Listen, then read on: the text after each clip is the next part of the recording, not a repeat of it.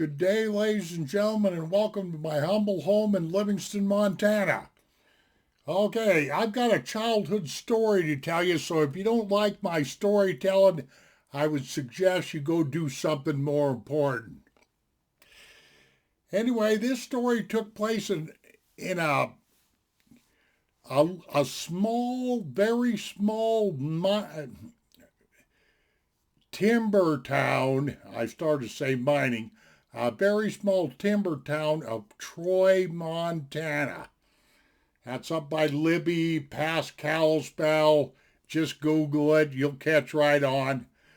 Anyway, it was in the summertime, I remember. And my brother and I, we decided that we were going to go hiking and fooling around. We were always hiking and messing around in the woods and whatnot have you. And the main highway that went into Troy and went past the sawmill that my stepdad worked at was just right there. It was just right, maybe like 75 yards from the cabin that we lived in or whatever have you. So that was basically all we had to do was cross this road, if you will. It was this major, it wasn't like a big freeway, just a country road, if you will. And then we started up this hillside. And we go back up in there about a half a mile. I know it wasn't any further than that. And we get up in there and we start working our way up on this rock formation, and we found us a nice little cave. And I'm talking about a cave that's probably about as big as this area that you guys see in back of me and whatnot have you. So we get up in there, and we're sniffing around and poking around and kicking rocks and, being inquisitive like kids are and everything. Oh, and by the way, I better mention my age. I was exactly in the 4th grade. So I'd tell you about how old I was. And my brother was 2 years younger than me, so I would have put him in the 2nd grade. We were very, very young kids, young men, if you will, or whatever you want to say.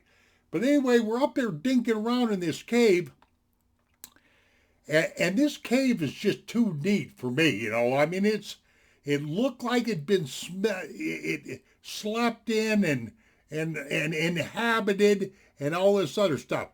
And I got to poking around, and I found, some pretty coarse hair, and I found a bone or two, and I found this, and, a few things here and there. And I told my brother, I said, you know what? I says, I think we're right in the middle of a bear's den. I said, I think a bear has been using this cave as shelter and like that. And old Nick looks at me, he says, you think so? I said, well, that's what it looks like to me, And nothing, at this point in time, nothing exciting was happening. But it started to get exciting, trust me. So we were up in there about, kind of like 15 minutes or so, moseying around and kicking rocks and, making nuisance of ourselves and whatnot, and being nosy and all that.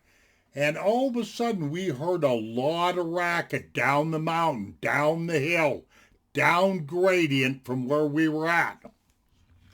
So we go out to the opening of this cave and we're looking out there, and probably about, I want to say like 100 yards or so, maybe not quite that far, 75 yards, we could hear all kinds of growling.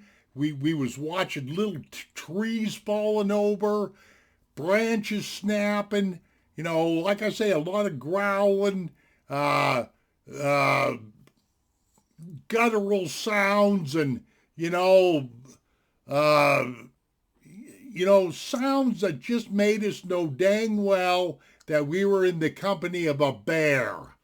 Now, at that point in time, we didn't know if we were dealing with a black bear or a grizzly bear. And so there we are up in this more than likely this very bear's home, cave, if you will. And old Nick looks at me and he says, what are we going to do? Because we had a problem on our hands. we could see this bear as you're looking out the cave opening. The bear was moving. It was on our right, and we could see it slowly but surely making its way up towards, where we're at the mouth of that cave. And so I told old Nick, I said, well, we're going to have to do something to defend ourselves or whatever have you. I must have thought I was Rambo back in those days or some doggone thing. But I got myself a stick, a willow stick, about, I don't know, 8, 10 foot long or whatever have you. And I can't remember if I told my brother to take his boots off or not, because back in them days, we got one pair of boots a year. That was it. None of these $150 Nikes and stuff that you see people pounding down the street now. None of that stuff existed back in my day, But anyway, I just remember I stripped my boots off real quick, and my brother says, "What are you doing there?" I says, "I'm getting these boot strings out of here."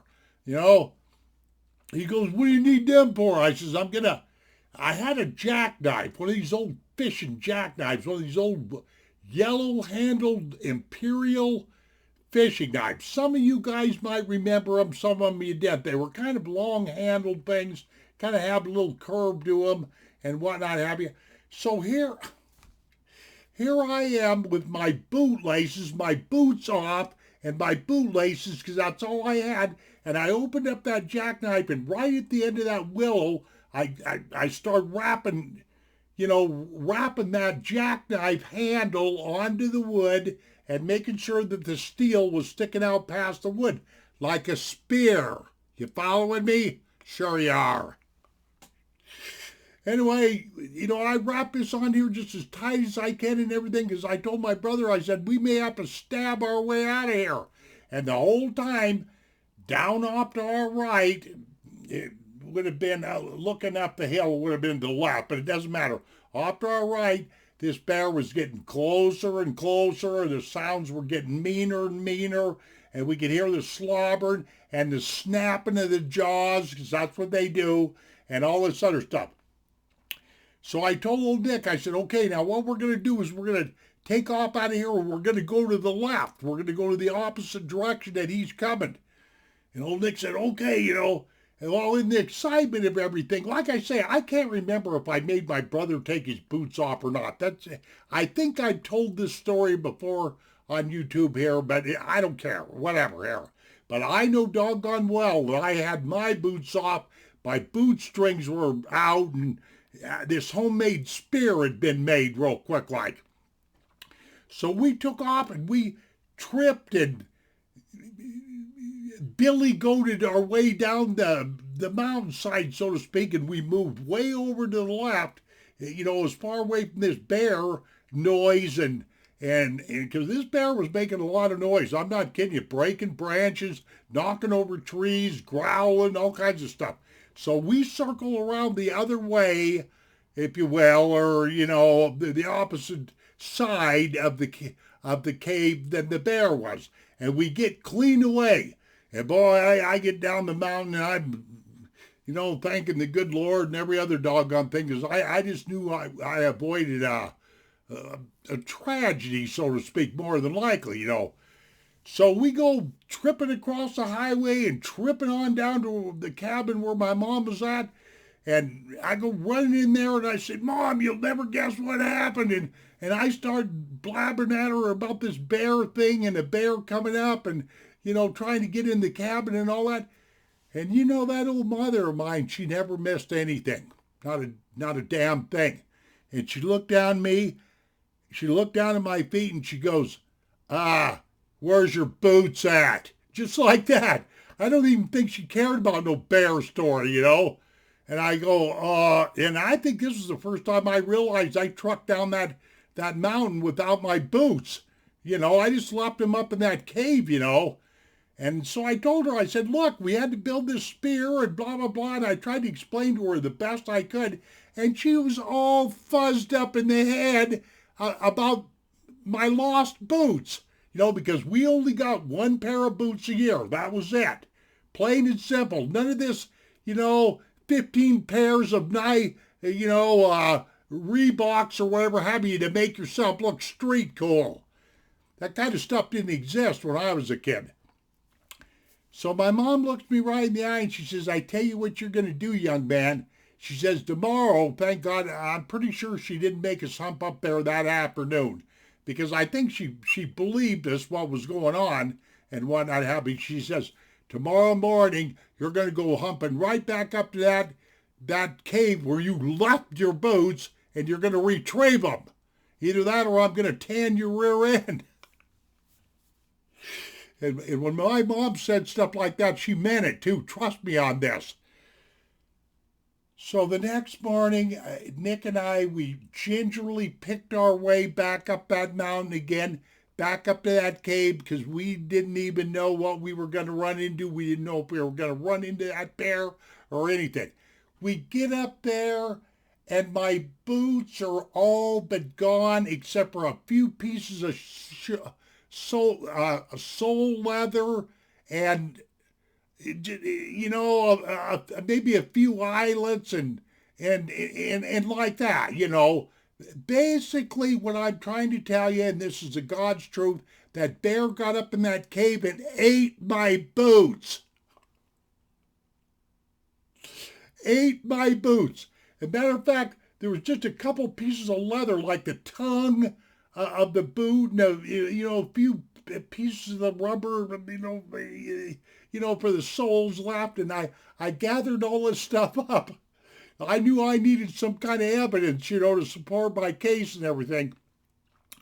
So we go crawling off the mountain, and there's no sign of Mr. Bear. He must have went off to higher ground or whatever have you.